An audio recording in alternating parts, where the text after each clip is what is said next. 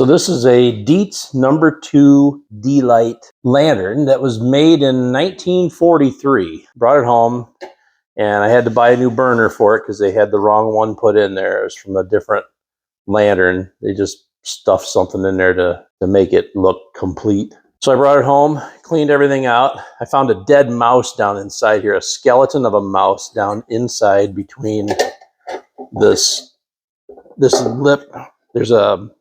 There's an airspace between this surface and then the actual inside top of the tank. There's a gap, probably a ½ inch wide, and I was blowing it out, and I happened to find a dead mouse skeleton in there. So we got that out. I put some kerosene in it and then just set it aside for a few days to see what would happen. And as I suspected, it had a little bit of a leak, and it seemed to be coming right from that spot right there. Looks like the thing was dropped on a sharp corner of something metal, and it dented that. It put a ding in it, and it looked like there's a teeny tiny little hole right there. Of course, the kerosene will follow this groove along here. This bottom is just rolled onto there like a soup can, so it's not soldered. None of them are. They're just rolled, crimped around there in the machine to seal that up, and it's just a metal against metal seal. So what I'm going to do is I got my little torch over there and got some solder flux and some good old lead solder, and I'm going to try to fill that groove in there with solder all the way around. I don't care what it does to the value of this lantern, because to me this lantern is just as valuable with that as it is right now. I want something to work. If I can't light it up and enjoy it, then there's no sense having it around. So we're going to give it a try and see if it works.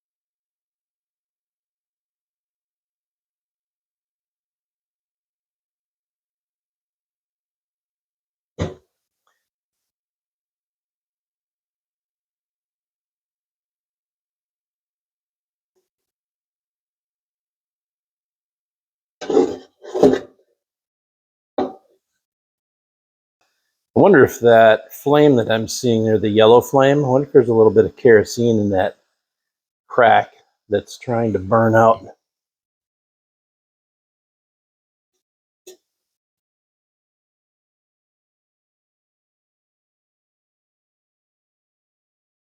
I don't know. It doesn't look that great. It's certainly not as good as I can do with, it's copper pipe. I can do a pretty darn good job with copper pipe, but this is a little more tricky. And I don't even know if it needs to be that great of a job either, because it had just had a very tiny leak that it had. So maybe I don't need as much solder in there as I think I do. Plus that crack there is very hard to clean. You just can't quite get down in there where you really want to be. It smells like kerosene burning. It doesn't really want to flow in there very well. Although this is a rosin core solder, maybe it's the rosin that's burning up. Let's try a different. I got some other solder around here. I'll give that a try. Not real thrilled with this so far.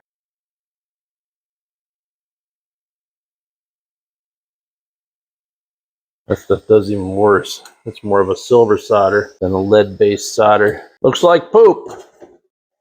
Awesome. Started to look good down here. Over here, seeing the farther along I got, the worse it started to look. I don't know. Not happy. And I don't like that big gobby mess right there. So what I'm going to do, I'm just going to melt that and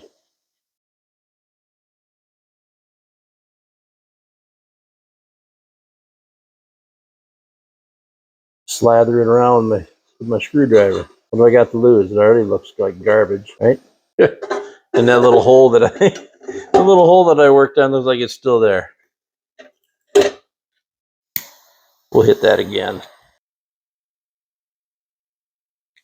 I think this is going to be a to be continued episode. I'm going to see if I can find some lead.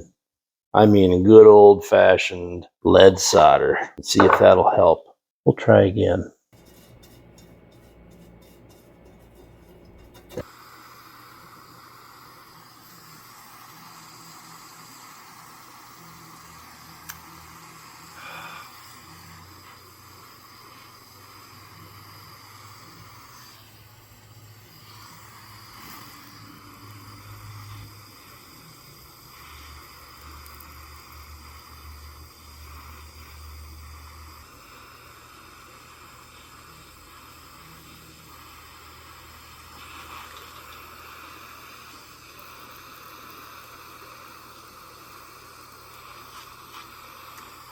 Well, this is turning into kind of a goobered up, ugly mess. Not real happy. The solder doesn't want to flow into the joint. I mean, it just beads up on top like rain on a dirty windshield. I should have known it wasn't for real when they said you could do it on the internet. So I think it's going to be a disaster. This is the solder that I bought here just recently. This is just plain 60-40 solder. There's no rosin core in it, but it looks like it's not. Even with the brush on flux, you see that it doesn't, it just beads up. It beads up like water, like it doesn't even do anything. It's already ugly. It was ugly before I started. Now it looks like some old gold miner tried to fix his kerosene lantern so he could work down in the mine. I gotta stop. Stop. Stop, stop, stop. As always, we show the good and the bad, and I would say this is probably the bad. Didn't work out the way I wanted, the way I expected. It was just kind of a big waste of time.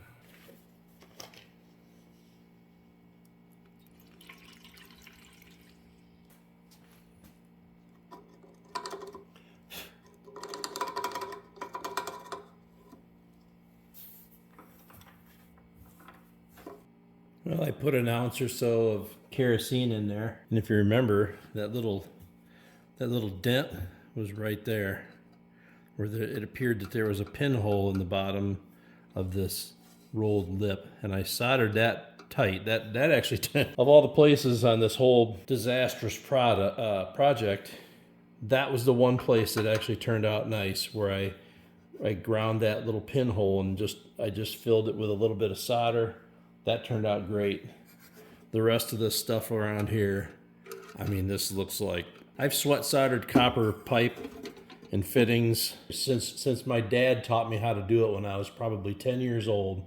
And I can make a really beautiful solder joint on copper pipe. But this, I mean, that is, as far as craftsmanship is concerned, very poor, terrible. Best laid plans sometimes don't go the way they should or the way we expect. We'll see if it leaks. Leave it up here for a while.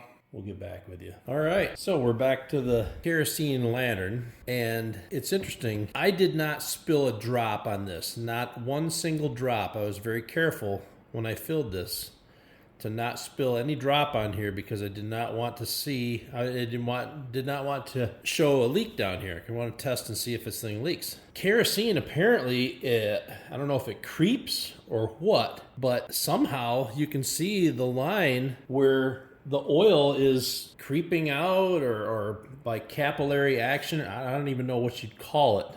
But this whole thing has got a little oily film all over it. And like I said, I never spilled a drop. I was very, very careful to not spill a drop on there because I did not want to see oil down here unless it was from a leak. So we're gonna take this off and look at that. Absolutely clean. If there was any oil coming out of this joint, it would have shown on the wood down here. So apparently that one little spot right there was the little pinhole that I soldered up successfully. The rest of this looks like a gobby mess. It's awful. I'm gonna consider this project complete. I mean, the goal was to stop it from leaking, and I think I did that. I'm going to get the globe put back in here, and I'm gonna get the burner over there, and we're gonna put that in, and then we're gonna light this baby up, see how it looks.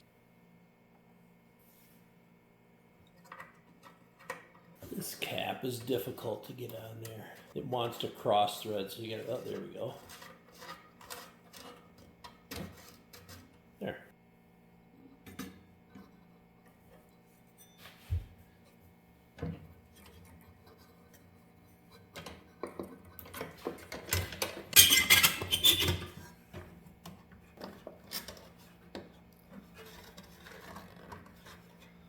Okay, looks like the burner's in place. Yep, wick goes up and down. This is what's known as a rising cone burner. So you'll see that this is the cone part right here, the slot where the flame comes through. When you raise it up to light it, the cone rises with the burner with the globe assembly, and that's why they call it a rising cone. So now I'm gonna put the globe back in there. This one happens to be an old style one where the logo Dietz D-Light New York USA is molded right into the glass. I can get that put in there. And oh, the other thing I was going to mention is it says right here, lock knob, registered in USA. That's these little, there's these little projections here and here that lock into this part of the guard that goes around the globe. So we'll get that put in there.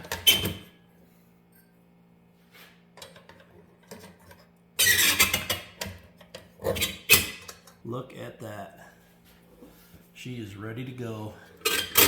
I didn't realize that kerosene apparently is somewhat volatile. For instance, you set a container like that with a little bit of gasoline in the bottom of it, and within a few days it will evaporate because that's what it does. You know, it's volatile. I didn't realize kerosene was as volatile as it is. It's not like diesel fuel. You put a small amount of diesel fuel in the bottom of this container and it'll be there for months, weeks, months, years. Who knows how long it'll be there. Let's try this out. See how it works. Okay, got a flame. I'm gonna lower the globe down on there. There we go. What I typically do when I light these, I will light it with the wick very low like that, because if you raise it up too much, it will smoke. It'll smoke and it'll soot this whole thing up. It'll foul the inside of the globe, and you'll be taking that out and washing it continuously. So I let it idle just like this for a while and let it warm up, just like a fine piece of motorized equipment. Let that thing warm up a little bit, and then I'll turn it up. And if you start seeing smoke come off of the flame, then you know you went too far. But I usually can gauge just by how the flame looks, because it will start to, instead of being a line that just goes across like that, it'll start to go up and make a point either in the middle or on the edges, and then that's where the soot and the smoke forms. I try to avoid adjusting it up too high. This has a 3/4 inch wide cotton wick. From what I've been reading, the way the burner is designed, the metal, there's a slot that the wick rises up into, and these side pieces represented by my hands are some metal plates that sit very close to the wick, kind of hold it flat. From what I understand is as the unit burns longer and longer, those side plates get hotter, right? They're right next to the flame, so they will get hotter, and what they actually do is the heat from those side plates will help to vaporize the kerosene, and that's what will help the thing burn more efficiently. I like it. I like it a lot. Very nice. Very happy. I can't wait for the next power outage so we can bring this bad boy out and use it in the house. There's a faint smell of kerosene. It's not bad at all. I turn it down a little bit maybe. According to the specifications on this, it has a 7 candle power flame. The whole room actually looks bright for what it is. And you could easily read a book next to this thing, but I like them because they're quiet, they have a soft, warm glow, and I just like the way they look.